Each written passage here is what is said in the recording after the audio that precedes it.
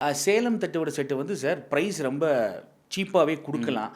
உங்களுக்கு production cost வந்து கம்மி தான். பேசிக்கா ஹெல்த்தியான விஷயமும் கூட. இப்போ வந்து தட்டட வந்து நாங்க சேலத்தில வாங்குறதுக்கு கான்டாக்ட் எல்லாமே குடுத்துடுறோம். அதே மாரி வீட்டுக்கு பக்கத்துல உள்ள காய்கறி கடையிலே வாங்கிட்டு வந்து பண்ற மாரி தான் இருக்கும். இன்கிரீடியன்ட்ஸ் பெருசா நீங்க அவுட் சோர்ஸ் பண்ண வேண்டாம். புரியுது. சட்னி எப்படி அடிக்கணும் அப்படிங்கிறத நாங்க சொல்லிக் குடுத்துருவோம். சேலம் தட்டுவடை செட்டுக்கு ரொம்ப ஆத்தென்டிக்கா, ரொம்ப சிம்பிளா எப்படி சட்னி அடிக்கலாம் அப்படிங்கிறத தெளிவா சொல்லிக் குடுத்துருவோம். வெரைட்டி அவ்வளோ போடலாம் சார். இப்போ நாங்க சேலம் தட்டுவடை செட்ல ஆல்மோஸ்ட் வந்து ஒரு 15 வெரைட்டி சேலம் தட்டுவடை செட்டு போடலாம். இதே கான்செப்ட்ல பன் செட்டு போடலாம். முறுக்கு செட்டு போடலாம். நுறுக்கல்ஸ் போடலாம். இந்த 4 எடுத்து நீங்க வச்சாவே 60 ஐட்டம் போடலாம். புரியுது. ஸோ சிம்பிளா உங்களுக்கு ஐட்டம் வந்து கம்மியா இருக்கும்.